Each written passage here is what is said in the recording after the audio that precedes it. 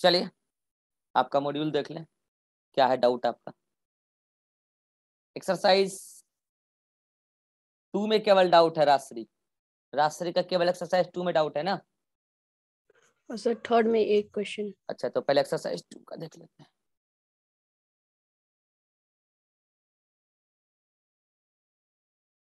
Exercise 2 तो लाजा देख लो, इसका 2 में ज्यादा डाउट है तो हो सकता है आप लोग का भी डाउट इसी में सॉल्व हो जाएगा। चलिए एक्सरसाइज 2 में इसका क्वेश्चन नंबर 12 डाउट है। अब देखो ये क्वेश्चन ठीक है, चलो फिर भी नोट्स में तो है लेकिन फिर भी चलो बता देते हैं क्योंकि बताने लायक है। कीस्टोन स्पीशीज डिजर्व प्रोटेक्शन, कह रहा है कि कीस्टोन स्पीशीज को बचाना चाहिए। हाँ भाई क्यों बचाना चाहिए बताओ। अगर मैं कह रहा हूँ कीस्टोन स्पीशीज को बचाना चाहिए मतलब वो इंपॉर्टेंट होगा, बचाते तो उसी को जो इंपॉर्टेंट है, जो महत्वपूर्ण है। बेकार चीजों को तो हम नहीं बचाते, मार देते हैं।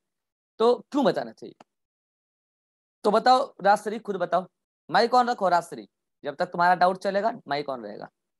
बताओ कीस्टोन स्पीशीज किस तरीके से इकोसिस्टम के लिए इंपॉर्टेंट है। सर बोलो। Your sound is breaking, sound is breaking. वो एक important role sound is breaking. चलो ठीक है मैं बता रहा हूँ, माइक बंद करो, माइक बंद करो, माइक एक बंद मिनट करो, साउंड ब्रेक हो रहा है, डिस्टरबेंस हो रहा है। ठीक है माइक बंद करो। चलो बता रहे हैं कि कीस्टोन स्पीशीज क्यों इंपॉर्टेंट है इकोसिस्टम के लिए, क्योंकि ये इकोसिस्टम के स्ट्रक्चर को मेंटेन करता है। कैसे, मैंने समझाया था। भले इसका नंबर कम हो, बायोमास कम हो, लेकिन इकोसिस्टम में इसका एक बहुत इंपॉर्टेंट रोल प्ले होता है क्योंकि इकोसिस्टम के स्ट्रक्चर और फंक्शन दोनों को मेंटेन करता है। मैंने लाइन वाला एग्जांपल दिया था, ठीक है। लाइन को हटाओगे तो जो उससे नीचे वाले कार्निवोर है उसका नंबर बढ़ेगा, वो लोग टूट पड़ेंगे हर्बीवोर पे, हर्बीवोर मर मुड़ा जाएंगे तो एक दिन फिर लाइन भी मर जाएगा। तो कुल मिलाकर लाइन नहीं रहेगा तो पूरा इकोसिस्टम ही डिस्टर्ब हो जाएगा। तो ये बात है कि अब देखो इसमें क्यों बता, are capable of surviving surviving in harsh environmental condition. Harsh का मतलब होता है अनफेवरेबल। अरे ऐसा जरूरी थोड़ी है कि keystone species harsh environmental condition में सर्वाइव कर सकता है इसलिए उसको बचाना चाहिए, बकवास बात है। Indicate presence of certain minerals in the soil ना, इस बात से कोई लेना देना ही नहीं है। Have become rare due to over exploitation. रुको, ये बातें जो है ये बातें बिल्कुल सही है लेकिन ये किसके लिए, सुनना ध्यान से। ये बातें सही है एंडेमिक स्पीशीज के लिए, एंडेमिक स्पीशीज के लिए। मैंने कहा था या तो ओवर एक्सप्लॉयटेशन हुआ है या तो किसी कारणवश हैबिटेट का फ्रेगमेंटेशन हुआ, मतलब अर्थ का टुकड़ा हो गया, हैबिटेट का फ्रेगमेंटेशन हुआ और नतीजा यहाँ पहुंचा कि कोई स्पीशीज का मेंबर एक ही जगह बच गया, बहुत कम है। एक ही जगह मतलब एरिया बहुत एक ही जगह है, बहुत कम ही एरिया में है। तो वो एंडेमिक स्पीशीज है, न कि कीस्टोन स्पीशीज। कीस्टोन स्पीशीज तो जहां है वहां उसका बायोमास और उसका नंबर नेचुरली कम है। जरूरी थोड़े कि वो ओवर एक्सप्लॉयटेशन की वजह से उसका नंबर कम हुआ है। और अगर ओवर एक्सप्लॉयटेशन की वजह से नंबर कम होता तो कम नंबर है कि वो कीस्टोन कैसे बन जाता, नेचुरली संभव नहीं है। नेचुरली अगर उसका नंबर ज्यादा था तो घटा है तो उसके लिए नुकसान का बात है। तो ये बातें बिल्कुल गलत लग रही है, ये बातें एंडेमिक स्पीशीज के लिए सही है। Next, play an important role in supporting other species, बिल्कुल सही बात है। मतलब अदर स्पीशीज मतलब अदर पॉपुलेशन को मेंटेन करता है एक बायोटिक कम्युनिटी के अंदर कीस्टोन स्पीशीज, और यही आंसर होगा, देख लेना आंसर। नेक्स्ट क्वेश्चन नंबर 12 के बाद 75, अच्छा क्वेश्चन नंबर 28 भी है।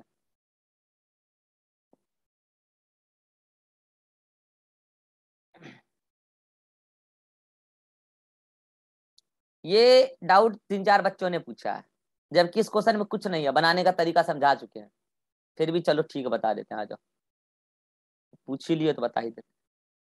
बोला है एबीसीडी चार्ट, सॉरी 10 कॉलम दिया है, 10 पॉपुलेशन है, ABCDEFGHIJ, ये पॉपुलेशन है। पहले लिख दिया अलग अलग स्पीशीज का पॉपुलेशन, ये देखो लिखा है पॉपुलेशन डिफरेंट स्पीशीज का, ठीक। और A B C D 4 column है जो 4 अलग अलग हैबिटेट है, ए बी सी और डी। ठीक, ये 4 अलग अलग हैबिटेट है। और ए जो है, ए मतलब एक कोई एरिया है जिसमें टोटल 11 हैबिटेट है, क्योंकि लिखा है देखो कि ब्रैकेट में जो है वो हैबिटेट दिया हुआ है। मतलब ए, मान लो मैं कहता हूं कि ये कोई एरिया ए है और इसमें 11 गो हैबिटेट है, 1 2 3 4 5 6 7 8 9 10 11, मतलब 11 गो जगह है ए एरिया में रहने के लिए। ठीक है, और उस 11 में ये अलग अलग स्पीशीज रहती, अलग अलग 10 स्पीशीज की मेंबर रहती है ए से लेके जे तक। ठीक है, यानी कि ये टोटल हैबिटेट जो है एक पर्टिकुलर एरिया में सबसे ज्यादा सी का है और सबसे कम बी और ए का है। समझते चलेगा ध्यान से। ठीक है, अब आपको पता है कि नॉर्मली अगर आपको स्पीशीज डाइवर्सिटी निकालना है तो मैंने बोला था टोटल पॉपुलेशन, टोटल पॉपुलेशन का मतलब एक पॉपुलेशन में जो मेंबर है डिवाइडेड बाय, नहीं total species, sorry total species, जो जितने स्पीशीज हैं अलग अलग, total species divided by total area.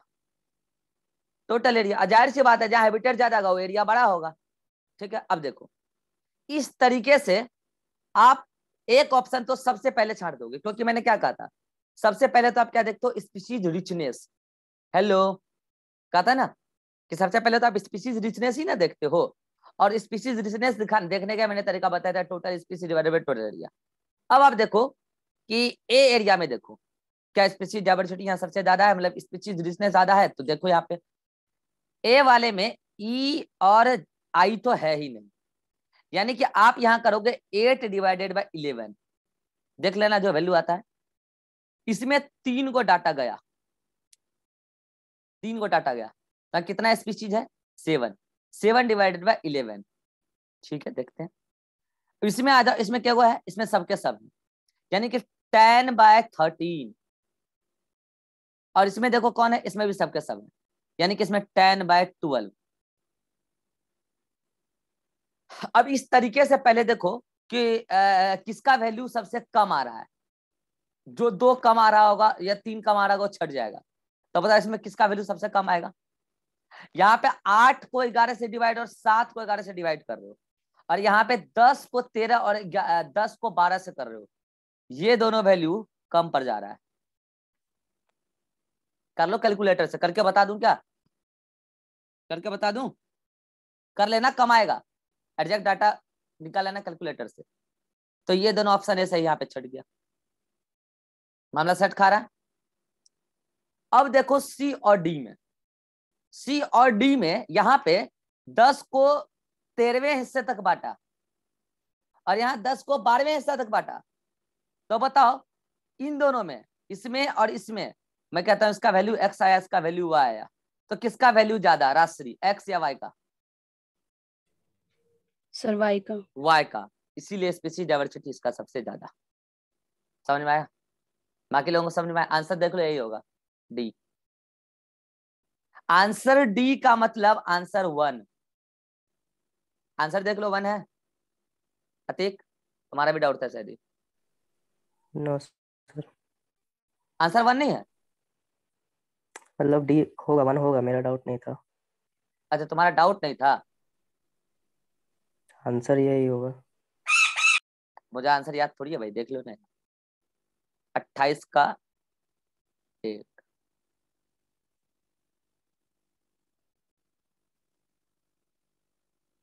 अरे वही होगा आंसर, कंसेप्ट ये देख लो, देख लो 28 का 1, देख ले रासरी, शायद रीवा का डाउट था यस ये बात।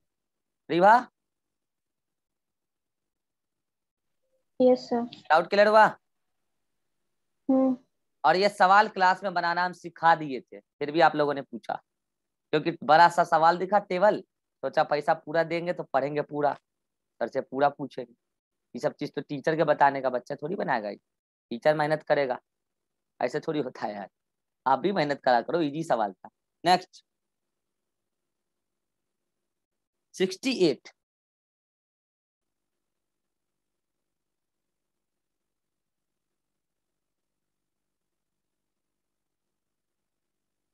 अब बताओ ये क्वेश्चन बताने लायक है ये नहीं है, चलो फिर भी क्लास में डिस्कस हुआ है यार। करेक्ट पूछा है सेकेंडरी सक्सेशन के बारे में। बैरल लॉक मतलब ऐसा जहां पर आज से पहले कोई खेती नहीं था। राजश्री वहां प्राइमरी होगा कि सेकेंडरी? प्राइमरी होगा सर। तो लाइन गलत हो गया। अकर्स ऑन डिफॉरेस्टेड साइट, ये लाइन सही है कि गलत है? सही है सर। सही है। अब होल्ड करो। इट फॉलोज प्राइमरी सक्सेशन, क्या ये प्राइमरी सक्सेशन को फॉलो करता है? No sir. नहीं, ऐसा थोड़ी होता है। फॉलो करने का मतलब प्राइमरी सक्सेशन खत्म तब सेकेंडरी सक्सेशन, ऐसे थोड़ी होता है। हो सकता है प्राइमरी सक्सेशन कंप्लीट भी ना हुआ हो और वहां पे किसी तरह का डिस्टरबेंस आ गया हो और पूरा वेजिटेशन खत्म, तो प्राइमरी सक्सेशन कंप्लीट कहाँ हुआ था जो फॉलो होगा? ये बात मैंने क्लास में भी बोला था यस सर। कि फॉलो नहीं। हाँ ये बात है, प्रोसेस दोनों का चल सकता है, प्रोसेस भी तो अलग ही है कि इसमें पायोनियर कोई और उसमें पायोनियर कोई और, ठीक है? तो ये बातें गलत है, ये बातें बच्चों को लगता है सही, नहीं सही नहीं भाई। जब प्राइमरी सक्सेशन सेकेंडरी सक्सेशन का स्टेप मतलब कि प्रोसेस भी अलग है और प्राइमरी सक्सेशन में कितना बर्बादी हुआ ये तय नहीं है, तो प्राइमरी सक्सेशन कब खत्म होगा सेकेंडरी कब स्टार्ट होगा डिफाइन नहीं है, तो फॉलो करने का बात कहां से कर रहे हो बताओ? हमने कहा था कि मान लो अतीक अपने गली के लड़की का पीछा कर रहा है, वो लड़की किधर जाएगी फिक्स से नहीं है, अतीक कहां तक जाएगा। अब अतीक गया चीनी खरीदने के लिए, तुम बोलोगे ना गली की लड़की पीछा कर रहा है, तो गलत बात है। अतीक हो सकता है उसी रास्ते में जा रहा हो जहां गली की लड़की जा रही है, लेकिन वो लड़की कहां तक जाएगी पता थोड़ी है इसको। ये तो अपना काम से निकला हो तो अपना काम से निकली है, फॉलो नहीं कर रहा है इसका मतलब। हाँ वो जिधर जिधर जाएगी उधरे उधरे ही भी गया, तब बोल देना पीछा कर रहा है, फॉलो कर रहा है, ठीक है? तो लाइन गलत। इसी में बच्चा कंफ्यूज हुआ होगा, एग्जाम का क्वेश्चन है शायद AIPMT का होगा ये, ठीक है? It is similar to, similar तो है ये नहीं है, पहले बोल दिए। ये चीनी खरीदने गया है, वो मेकअप कराने जा रही है, दोनों का मकसद ही अलग अलग है। फॉलो तो तब होता कि वो भी स्कूल ये भी स्कूल, तब ना बोलते दोनों फॉलो, ई उसको फॉलो। वो गई ब्यूटी पार्लर, ई जा रहा है चीनी खरीदने, समझ रहे हो? तो ये बातें भी गलत है, दोनों का अलग अलग भाई, दोनों का। ऊपर से क्या बोला? It is similar to primary succession except that it has relatively fast rate. अरे भैया इसको घर का बहुत सारा और भी काम करना है, तो चीनी खरीद के जाके और भी काम करना है घर में, तो ये तो तेजी में जावे करेगा। अब वो लड़की आराम से स्टाइल मारते मारते जा रही है ब्यूटी पार्लर, तो हम क्या करें? जाओ, मेरा और तुम्हारा रेट तो डिफर करवे करेगा। हमको मेरा अपना काम है, तुमको तुम्हारा अपना काम है, हमारा और तुम्हारे इनको रिलेशन नहीं है। इसका मतलब ये लाइन भी गलत, ये लाइन भी गलत, ये तो ऐसा ही गलत, सही केवल यही है, और जो सही है वही सही है। आंसर समझ रहे हैं क्या? क्या नहीं, सही और गलत क्या होता है? आंसर, लास्ट में आंसर, ठीक है? चलिए नेक्स्ट। 68 के बाद क्या है? 98। ये डिजिट ढूंढ ढूंढ के लाइए 8 वाला, 98। अरे यार ये क्वेश्चन, यार ये नोट्स का क्वेश्चन है यार, पढ़ा करो यार। कसकटा प्लांट है, और मैंने कहा था ये ऐसा प्लांट है जो हैज प्लांट पर टोटल स्टेम पैरासाइट, याद आया? अब और ये एक्टो पैरासाइट है, प्लांट, प्लांट पर प्लांट, एक्टो बाहर से, पैरासाइट। क्या दिक्कत है रासरी इसमें? नहीं सर, याद ही नहीं आ रहा था हमको उस टाइम। याद नहीं आ रहा था तो नोट्स से एनालिसिस करना था, यही तो गलती कर रहे हैं ना आप। मेहनत आपको करना है, मुझे नहीं करना है। मैंने मेहनत करके टीचर बनना था, बन लिया भाई। अब आगे जो टारगेट है वो मेरा आपसे मिलता नहीं है। मुझे आपके लिए जितना मेहनत करना था मैंने कर लिया, अब आपको करना है आपके लिए, समझ रहे हैं कि नहीं? 124 के पहले इधर आ जाए 75 और 79, इधर भी है 75 79।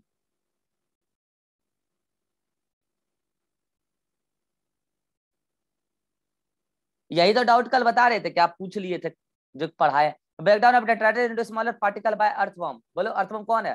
रुको, ये बताएगी रीवा, अर्थवर्म डेट्रीवोर है डिकम्पोजर है? डेट्रीवोर। अब बताएगी रासरी, डेट्रीवोर कैटाबोलिज्म करता है या फ्रेगमेंटेशन करता है? फ्रेगमेंटेशन तो ये करता क्वेश्चन है। हमसे काय पूछ रहे हो? मतलब सर गजब आप मजाक। कल बता दिए थे। कल क्या परसों भी पढ़ाए थे ये बात? 79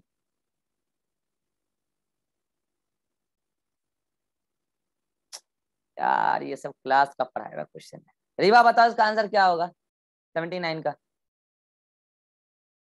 बीटा टेस्ट सेकंड ऑप्शन। कारण? क्योंकि वो जब छोटा रहता है तभी वो पॉइजनस टाइप छोटा के मतलब बुक्स क्या? खा लेता है। लार्वा। लार्वा लार्वा का स्टेज नाम में। भी बताए थे, कैटरपिलर लार्वा। ठीक है, हाँ बोलो, अब बोलो आगे। उसी टाइम में वो वीट शायद खा लेती है इसी वजह हाँ, से। टॉक्सिक वीड्स उसी टाइम से खाने लगता है। ठीक है, तो उसी टाइम से वो जहरीला होने जाता है, उसी टाइम से बीटा टेस्ट हो जाता है। और ये एनसीईआरटी का एग्जाम्पल है जो आपके नोट्स में भी। समझ गए?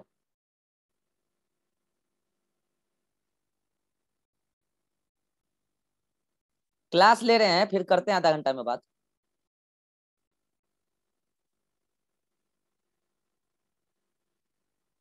चलिए नेक्स्ट है इसका 79 के बाद 124।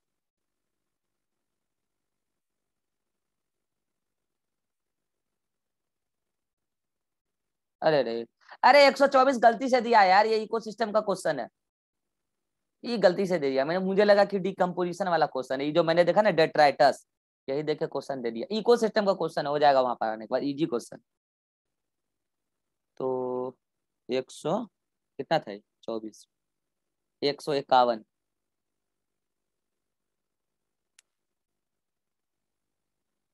लो, फिर से वही सब नोट्स वाला क्वेश्चन है। चलो आप पढ़ो देखो।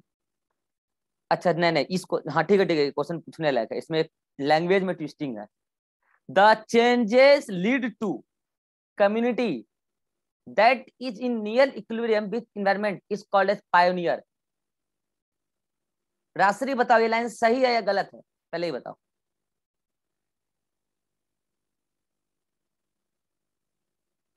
सो गए राशि? नो सर, नहीं पता तो जगह हो हमको। तो बोलो, ये लाइन क्यों गलत है, या सही है तो क्यों सही है? अरे जल्दी बोलिए। सर हमको समझ नहीं आ रहा ये लाइन।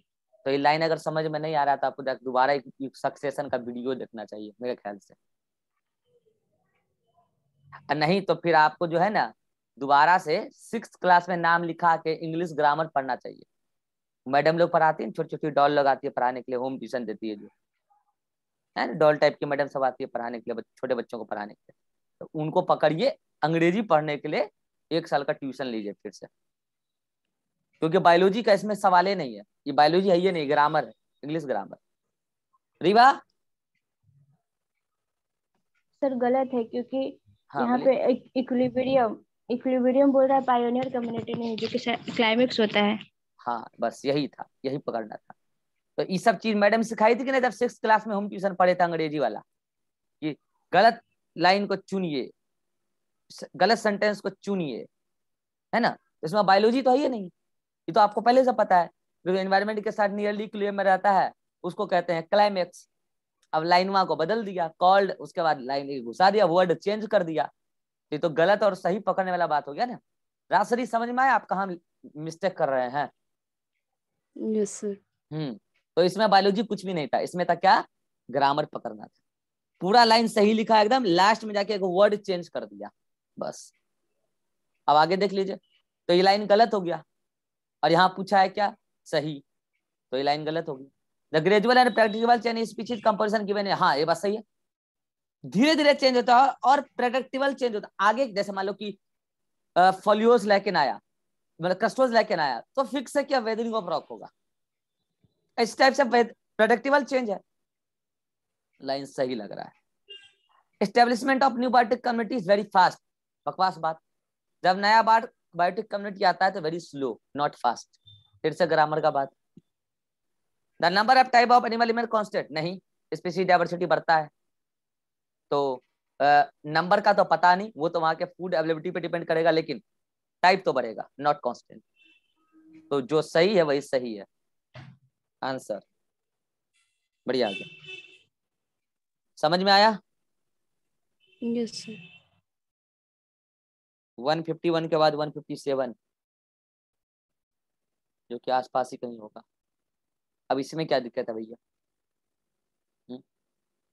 गॉस एक्सक्लूजन प्रिंसिपल क्या कहता है, पहले आप मुझे बताएंगे।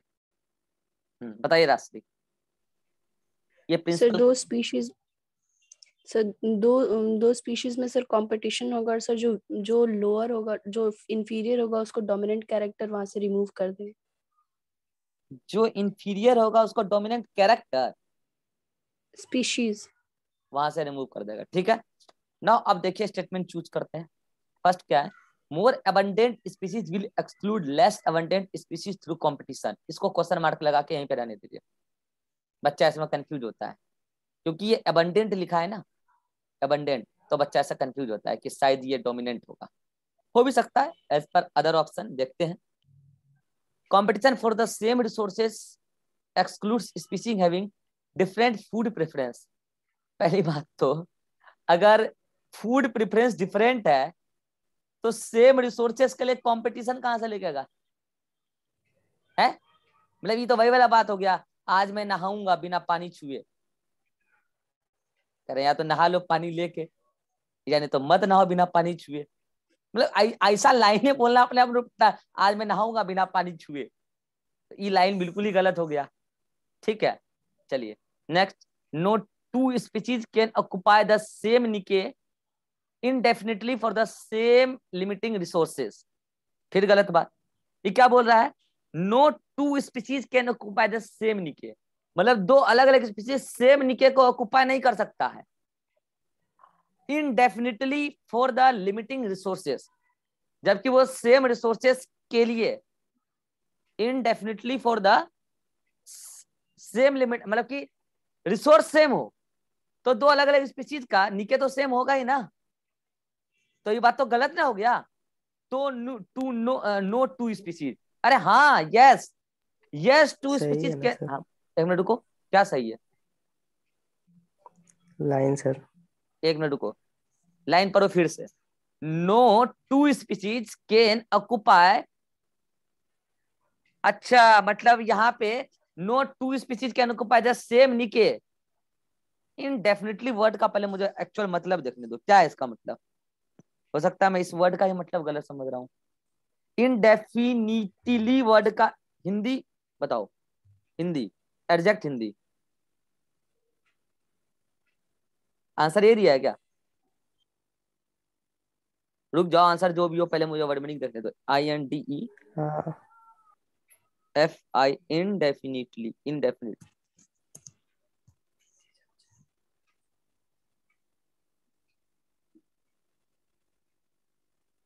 इनडेफिनिटली मीनिंग इन हिंदी।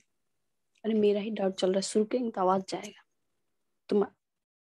एक मिनट, अनिश्चित काल के लिए, ओ यानी कि अरे यार यही लाइन तो सही है, ये बोल रहा है फॉर ऑलवेज, इसका मतलब है फॉर ऑलवेज, ठीक है, फॉर ऑलवेज, ठीक है, ठीक ठीक ठीक, तो इसको जो होल्ड पे रखे हैं इसलिए होल्ड पे रखे, देखो तो यहाँ पे क्या लिखा है कि no two species can occupy the same niche for always for same limiting resources. अब लाइन को पढ़ो, इस लाइन का हिंदी क्या है, अनिश्चित काल के लिए, मतलब फॉर ऑलवेज, ठीक है।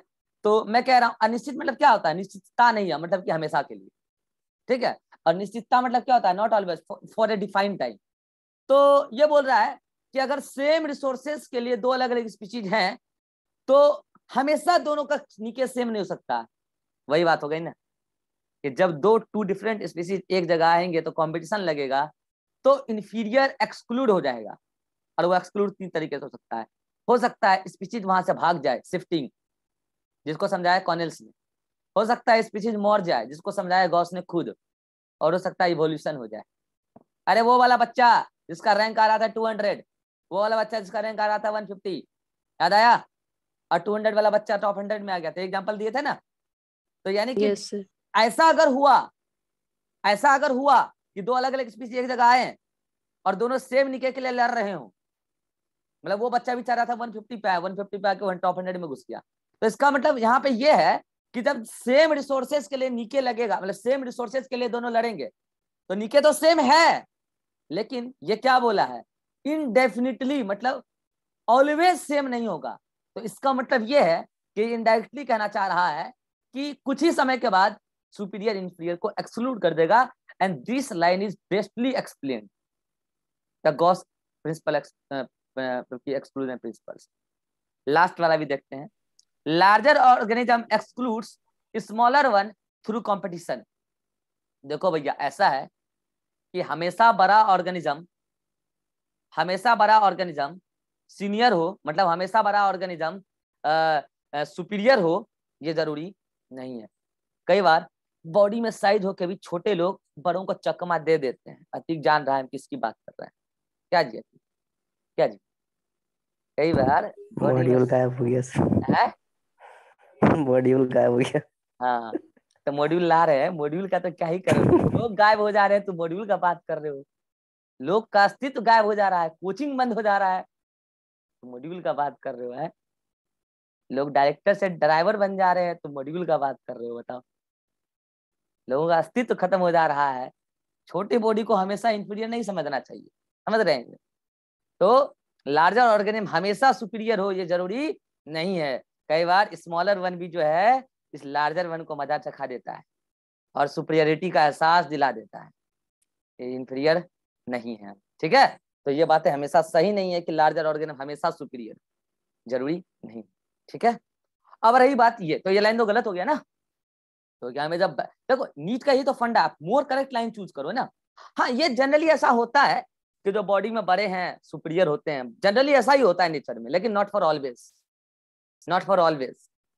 क्योंकि अगर ऑलवेज की बात करोगे तो 2020 में मैंने एक इतिहास खड़ा किया है, जिसके लिए किया है वो आज भी याद करते हैं। ठीक है, तो वहां पर मैं बॉडी साइज में छोटा था, लेकिन मैंने उसको सीनियर और जूनियर का एहसास ऐसा दिलाया कि आज भी वो याद करते हैं। तो फिर वो तो एग्जाम्पल आ जाएगा ना कि not always small organism are inferior. तो इस बात को समझिए, ये लाइन गलत है। उसके बाद ये लाइन अब जो एक होल्ड पे रखा था मैंने, मोस्ट अबंडेंट स्पीशीज।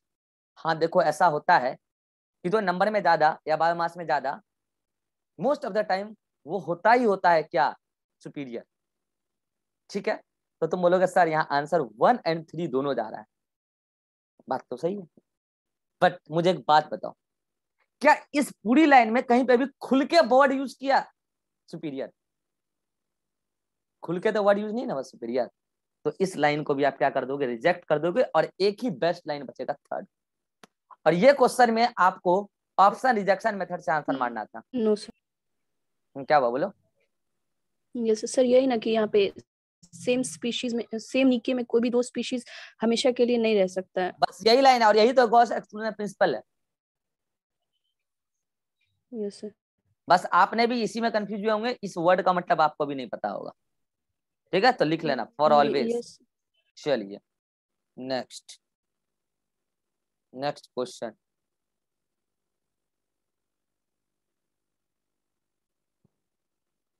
ये कौन सा था? 157।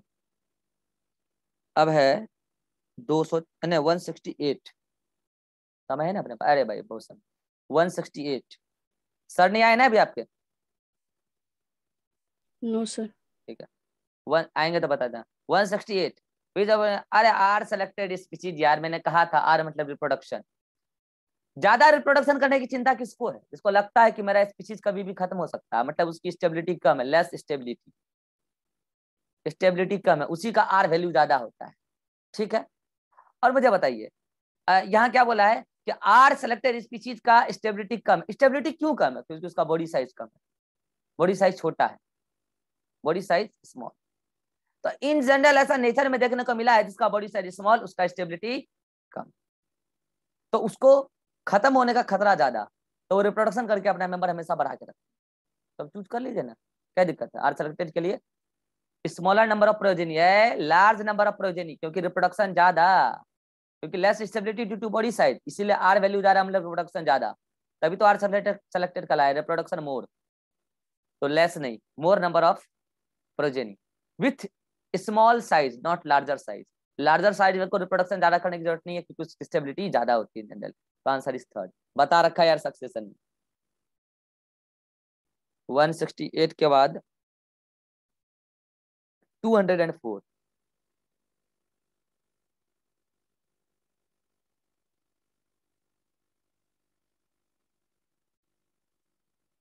अरे भैया एकदम कॉमन सेंस है। अमेंसलिज्म में क्या एंटीबायोटिक वाला एग्जांपल बताए थे? एंटीबायोसिस। एंटीबायोसिस नहीं, एलिलियोपैथी, एलिलियोपैथी,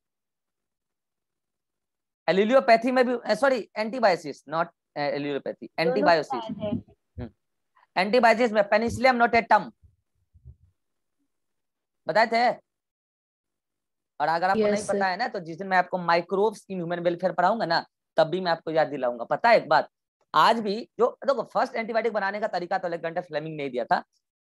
वो ना एंटीबायोटिक नहीं बना रहे थे, वो पेनिसिलियम नोटेटम के कल्चर में, सॉरी एक बैक्टीरिया ग्रो करा रहे थे, उस कल्चर में पेनिसिलियम नोटेटम गलती से आ गया और वो देख रहे थे बैक्टीरिया ग्रो ही नहीं कर पा रहा है, ग्रो ही नहीं कर पा रहा है।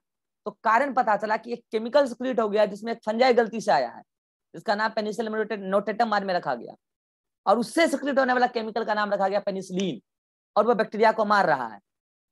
तो मुझे बताओ यहां से क्या पता चला कि कोई एक लिविंग का सिक्रीशन कोई दूसरे लिविंग को मार सकता है, उस केमिकल का नाम रखा गया एंटीबायोटिक। ये बात आपको माइक्रोब्स फिर में सुनाएंगे कहानी, ठीक है। तो ऐसा चीजें तो आपको अमेंसलिज्म में देखने को मिल रहा है। एक बार बताओ, अगर वो बैक्टीरिया पेनिसिलियम नोटेटम के आसपास नहीं आता तो पेनिसिलियम नोटेटम फंजाई तो तब भी रिलीज करता है सिक्रीशन, और वो बैक्टीरिया उसके करीब में तो मारा जा रहा है, तो हम क्या करें? तो रिलेशन तो अमेंसलिज्म का है, समझ गए? तो यहीं से वो एग्जांपल उठा है। चलिए नेक्स्ट, इसका लास्ट क्वेश्चन है, 204 हो गया। एक्सरसाइज 2 में तो सारा हो गया राजश्री। Yes sir. एक्सरसाइज 3 में इसका एक डाउट है, कौन सा है भाई? 72, एक्सरसाइज 3 में इसका 72 है।